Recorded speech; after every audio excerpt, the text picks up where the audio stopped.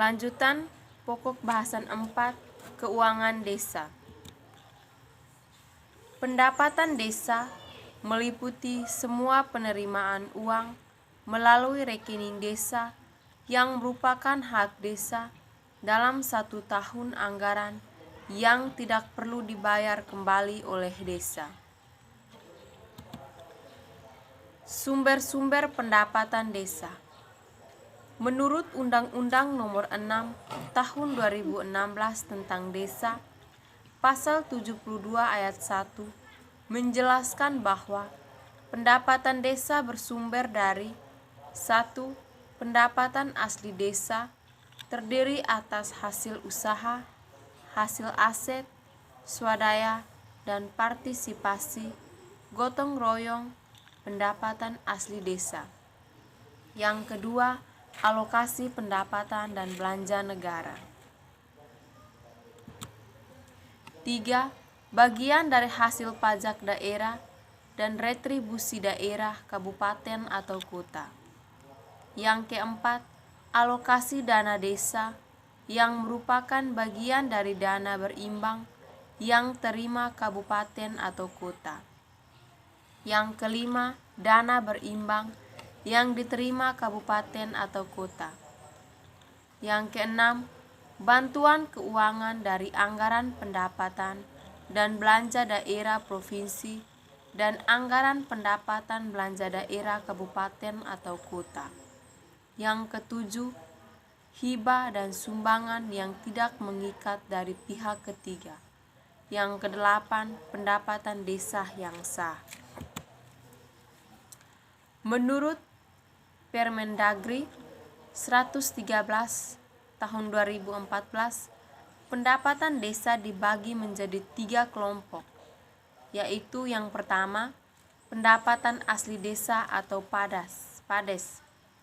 Pendapatan asli desa adalah pungutan dana atau pendapatan yang dimasukkan ke rekening desa yang merupakan pendapatan dari hasil usaha, hasil aset, swadaya, dan partisipasi, gotong royong, dan lain-lain yang dilakukan oleh sebuah desa.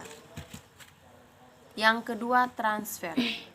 Pendapatan desa jenis ini bersumber dari pemerintah, baik pusat maupun kabupaten, yaitu poin B sampai dengan F diperoleh melalui transfer antara rekening, yaitu dari rekening kabupaten atau provinsi ke rekening kas desa.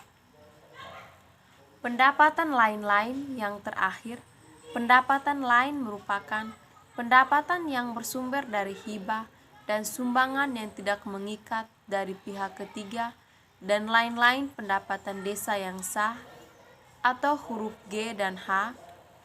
Keseluruhan pendapatan desa akhirnya harus tercermin dalam anggaran pendapatan dan belanja desa atau APBDes. BUMDes. BUMDes berperan sebagai salah satu penyumbang atau menaikkan PADES, sehingga pendapatan desa dapat menjadi kekuatan produktivitas, tidak hanya digunakan untuk konsumsi. Proses penyusunan APBDes. Tahap 1, perencanaan. Yang pertama, sekretaris desa.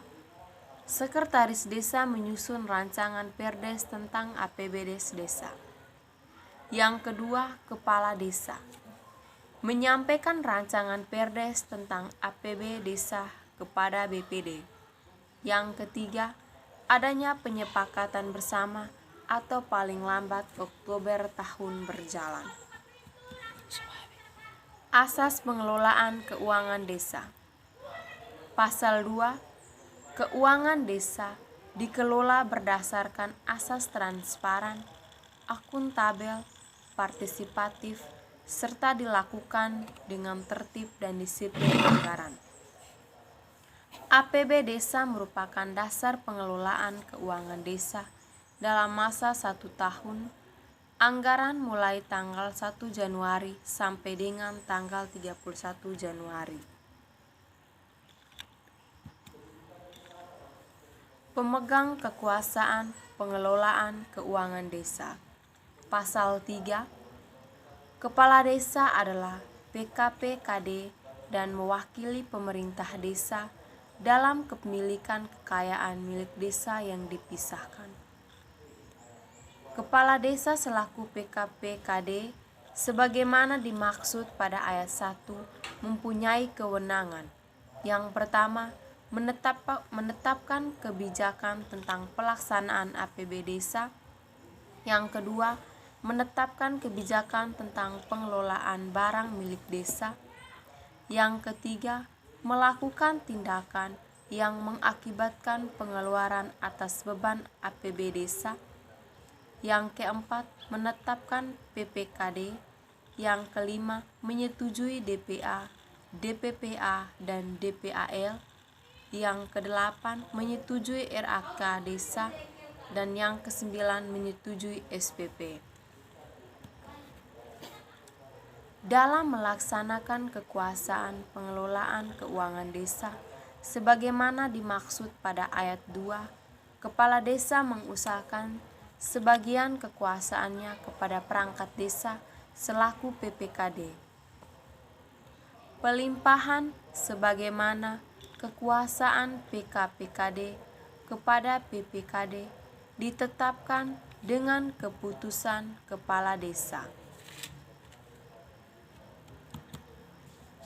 Pelaksanaan pengelolaan keuangan desa Pasal 4. PPKD sebagaimana dimaksud dalam Pasal 3 ayat 3 terdiri atas Sekretaris Desa, KAUR dan Kasih, dan KAUR Keuangan. Pasal 5.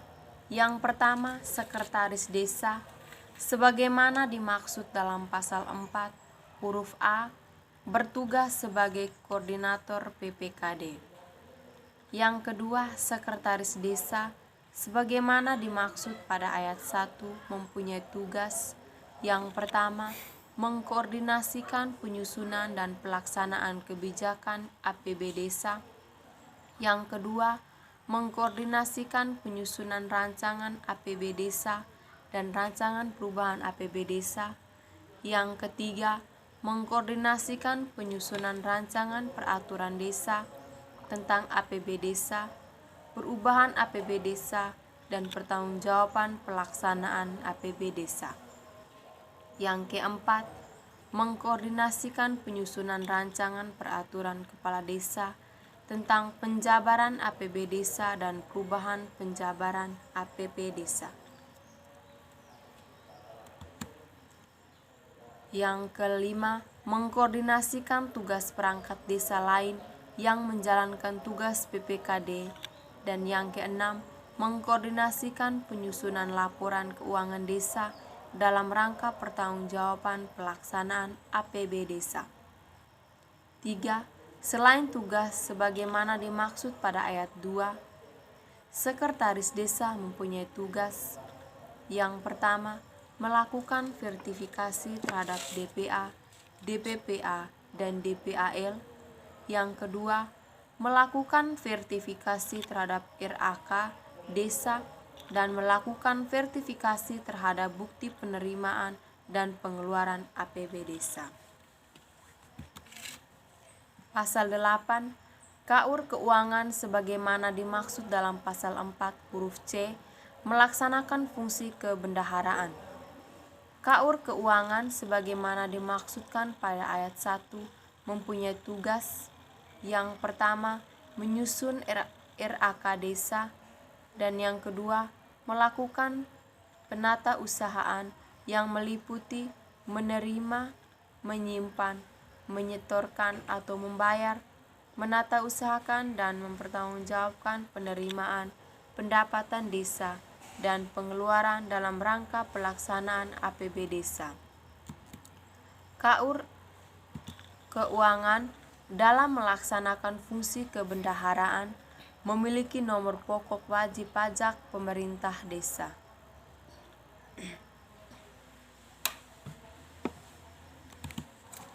Pasal 10.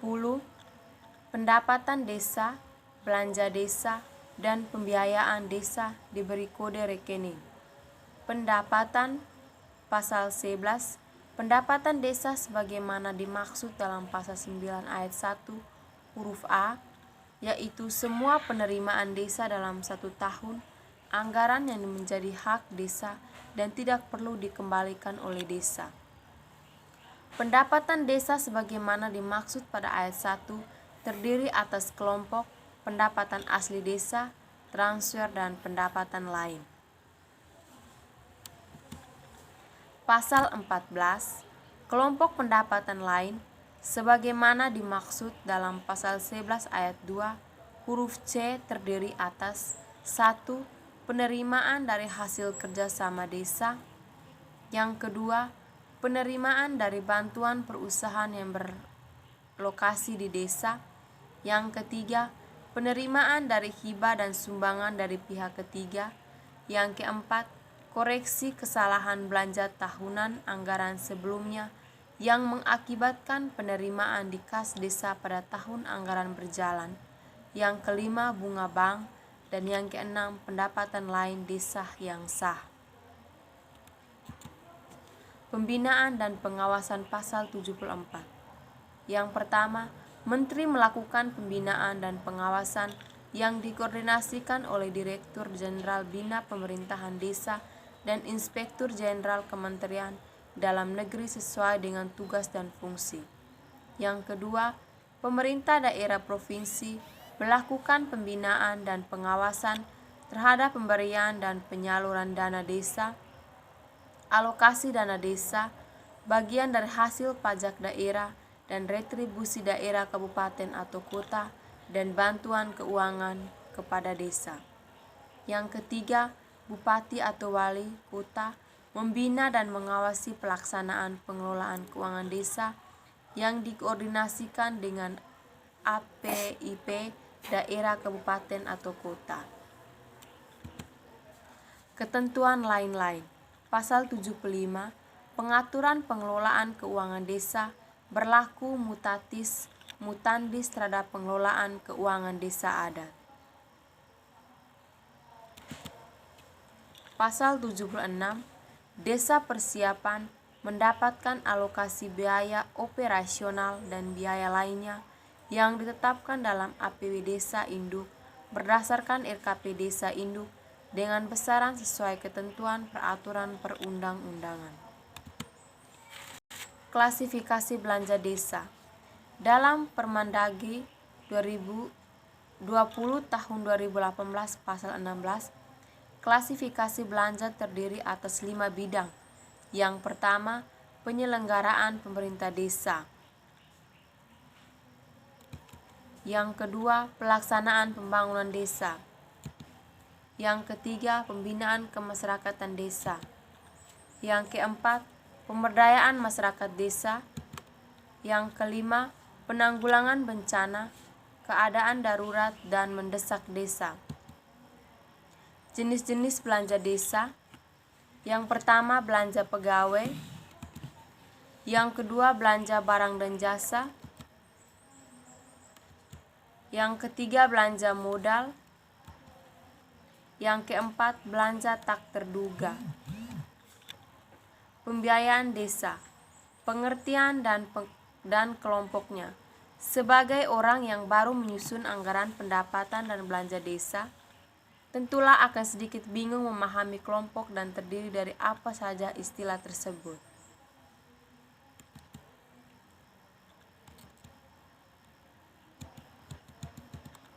Terima kasih.